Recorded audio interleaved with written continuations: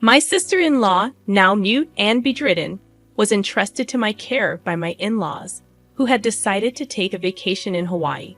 Just before departing, my husband Jack made it clear that taking care of her was my responsibility, emphasizing that I shouldn't slack off. As soon as Jack and his family left for their vacation, my sister-in-law, surprisingly, sat up and suggested that we get going too. My name is Lisa, and at 29, I had abandoned my teenage dream of becoming a pop star, realizing its fleeting nature. I ended up in my late 20s, dating Jack, whom I met through a friend, largely due to my mother's persistent desire to see her grandchild. Jack, despite having once aspired to enter the entertainment industry, now worked at a prestigious trading company in downtown Manhattan. After college, I had worked at a bank until I got married, at which point I quit my job. On a visit to Jack's parents' house, I learned about his younger sister Lucy, who, as a child, had contracted encephalitis from influenza, leaving her mute and bedridden due to brain damage. Lucy's mother had primarily cared for her, but surprisingly, Lucy and I got along well, communicating through sign language. Over time, I naturally picked up sign language, and our bond strengthened. Despite this, my mother-in-law, who was quite different from Lucy, was consistently sarcastic and critical of me. Jack and I lived in a condo about 30 minutes away, yet my mother-in-law would occasionally show up unannounced, nitpicking and issuing traditional instructions like keeping Jack's shoes clean and neatly folding laundry. She referred to Jack as Jackie and insisted on outdated practices, such as not going to bed before him, regardless of how late he got home. During our dating and early marriage days, Jack had always been kind and never disagreed with me, despite his mother's influence. Initially, Jack was incredibly considerate. If I mentioned feeling unwell and suggested having dinner outside, he readily agreed. Likewise, if I expressed interest in a designer bag, he would purchase it for me the following month. However, approximately a year into our marriage, Jack began to change, or perhaps reverted to his former self. He started coming home late from work, consistently smelling of alcohol. On weekends, Jack claimed increasing work responsibilities, making him too busy for family time. Oddly, even during visits to his parents' home, he would decline my invitations to join him. Frustrated, I decided to confront him about the growing distance between us. "Jack, you've become so distant lately. It feels like you're a completely different person," I expressed. Jack glared briefly before dismissing my concerns. "That's not true. You're overthinking things," he replied. Unconvinced, I pointed out that he rarely spoke to me anymore. He told me to stop bringing it up and walked away, ending the conversation abruptly. One Sunday, Jack surprised me by announcing he was going home. This was a departure from his usual refusal to have me accompany him on such visits. Eagerly, I offered to join him, expressing a desire to see Lucy as well. Jack's reaction was mixed, and he remarked on our seemingly close friendship. Despite his subtle grimace, I drove us to Jack's family home in Nebraska. Along the way, we stopped at a bakery to buy pastries as a gift. Jack's mother, who typically frowned at my presence, lit up upon receiving the pastries. When we arrived, she greeted us with a frown, as if displeased to see me. Undeterred, I handed her the pastries, and her expression changed like a child receiving a cherished toy. Curious about Jack's father, I inquired about him, learning he was out at a meeting. Jack's mother asked if I needed something, to which I replied that I didn't, just having something on my mind. He replied, "I hadn't heard anything about this from Jack. What's going on? Did you have something to tell your father?" I asked. Jack retorted, "It's none of your business." "What do you mean? We're a married couple, aren't we? Can you just stop nagging?" His mother chimed in, "Exactly.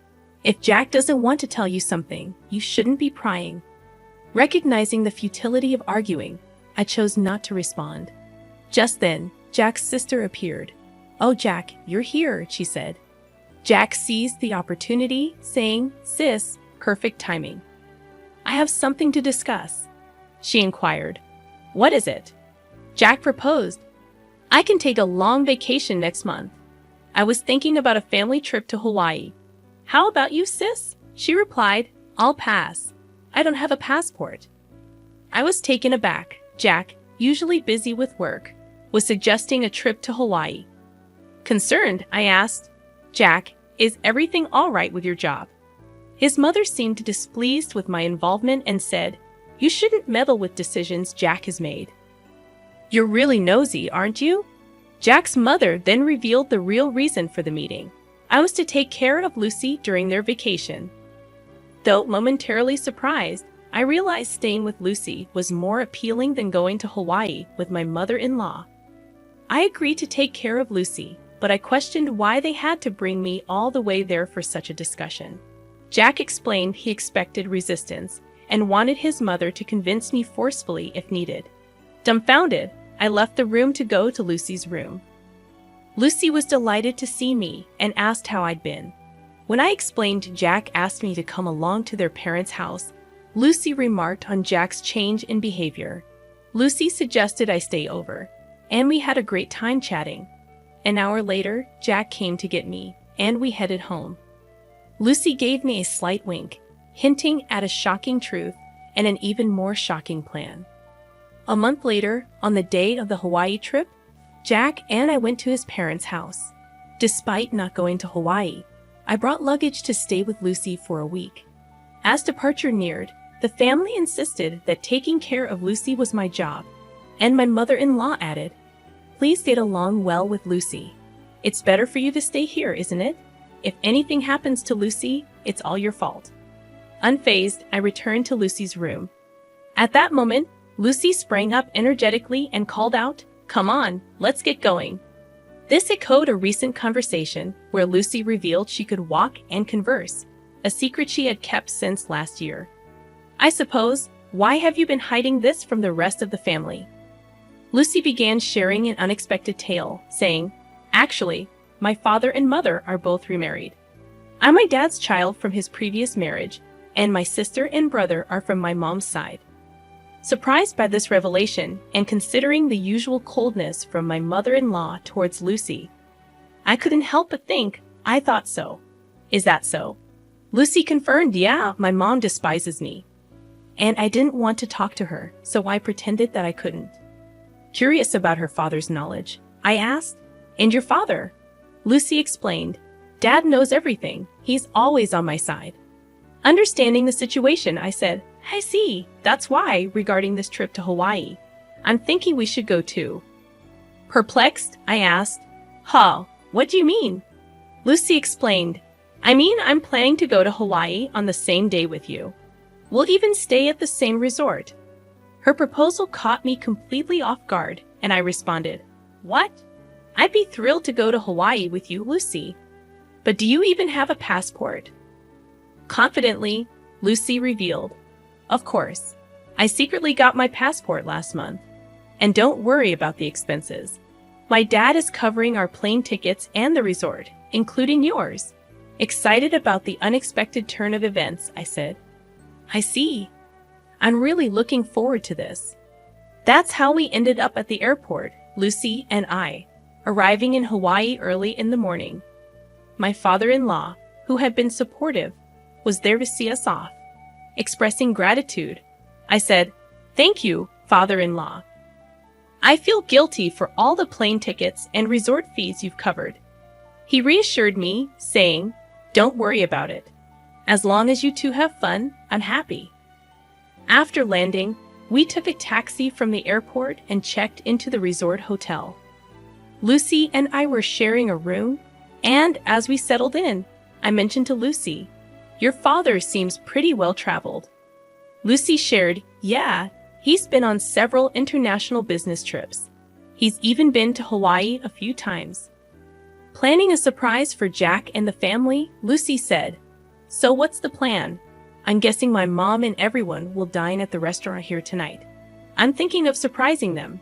Excited about the idea, I replied, "That sounds like fun. I'm excited. Should we get some rest to recover from jet lag?" Lucy agreed. "That sounds like a good idea." Unable to sleep on the plane, we took a shower, climbed into bed, and quickly fell asleep. Waking up around late afternoon, Lucy was already awake and starting to wear makeup.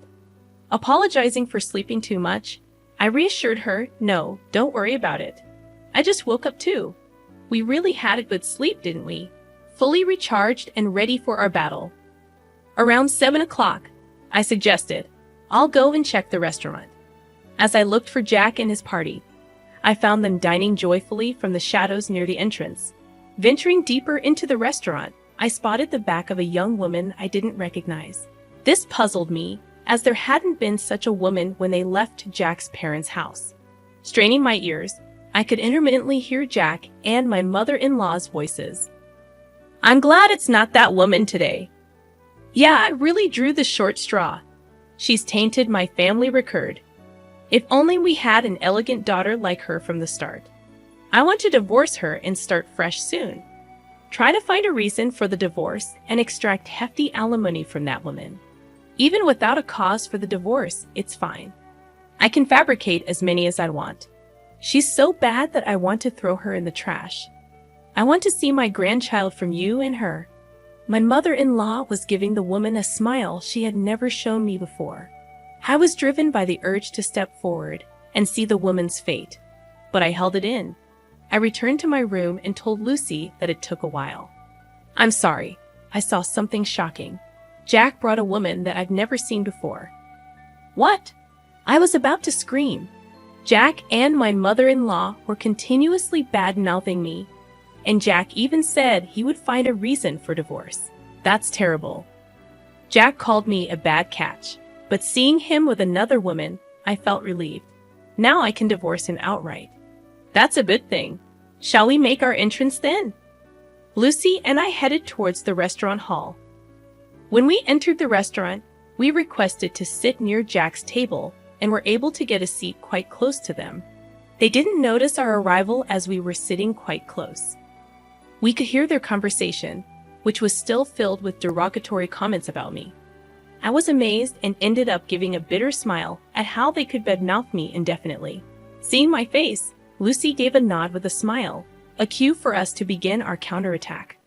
I stood up from my seat, stepped forward towards Jack, and shouted, "Are you all having a good time?" I'll never forget the look on Jack and my mother-in-law's faces at that moment. Their mouths agape and eyes wide open, they froze for a few seconds. After a few seconds, my mother-in-law finally spoke. "Why are you here? And how did Lucy get here without a wheelchair?" At her words, Lucy stood up, gave my mother-in-law a smile, and said, "I don't need a wheelchair. Thanks to you, my body and speech have returned to normal.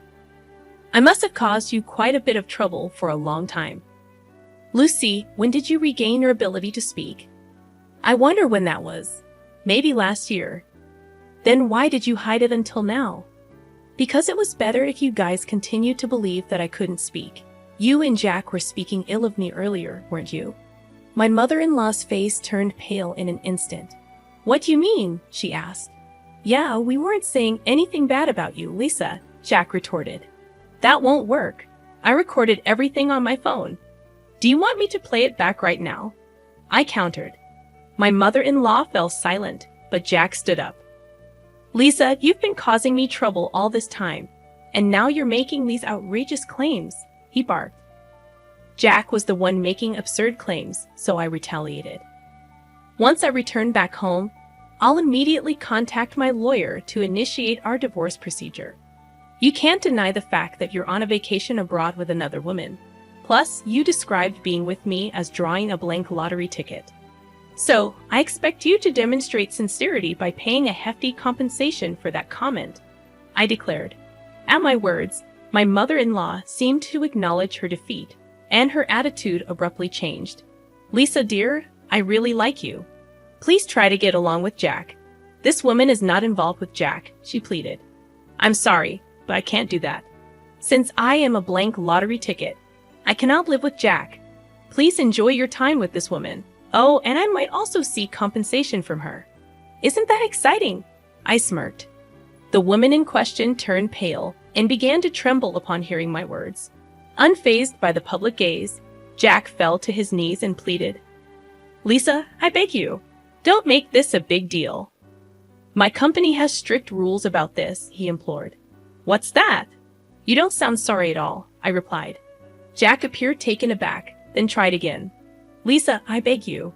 Forgive me. If my company finds out, I'll lose my job, he confessed. Though your place sounds better now, I will never forgive you. You are married, and yet here you are on an overseas trip with another woman, I said firmly. Upon hearing my words, my mother-in-law also fell to her knees next to Jack, pleading, Please forgive my son, tears streaming down her face. By this time, all the other customers were watching us, and the restaurant manager started walking towards our table. Seeing this, I got up and said, Well, Lucy and I will head back to our room. You all enjoy your Hawaiian vacation. I guess things will get a bit difficult when you get back home. Hearing this, Jack cried out at the top of his lungs, Please forgive me. I can't afford to pay any compensation. At his loud outburst, the restaurant manager frowned, instructed something to a nearby staff member, and then briskly told Jack something. It was a polite way of telling him that he was disturbing the other guests and needed to leave. However, Jack was taken aback, not understanding the manager's words. Soon, 2 buffed-up security guards arrived and hauled Jack away. Jack was sobbing and struggling, but he was no match for the 2 bulky men. My mother-in-law and the woman were dumbfounded, unable to utter a word, while Lucy and I were also surprised by the turn of events. I thought Jack got what he deserved. A week later, Lucy and I returned home. Jack was quickly released and seemed to have returned to his room. However, I later heard that he had been in a state of shock since returning to his room and had kept to himself until the end of the trip.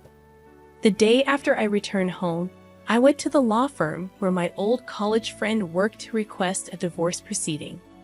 Unfortunately, my friend was not present, but a female lawyer was assigned to me, who was very easy to talk to. I was able to explain everything that had happened.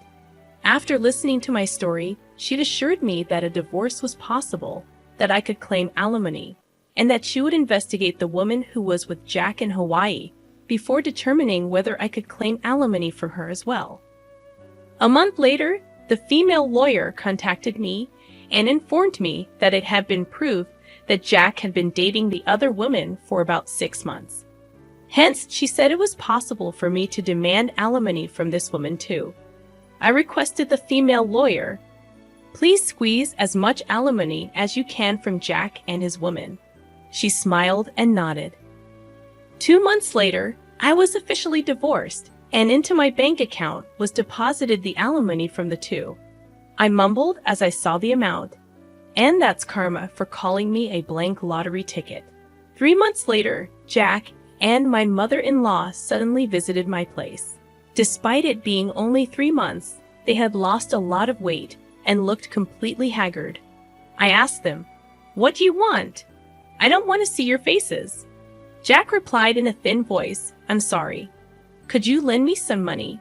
I've lost my job, and the woman ran away. I don't even have money for food. My mother-in-law also spoke in a whisper. I've divorced my husband too. I don't have money. Please, I beg you.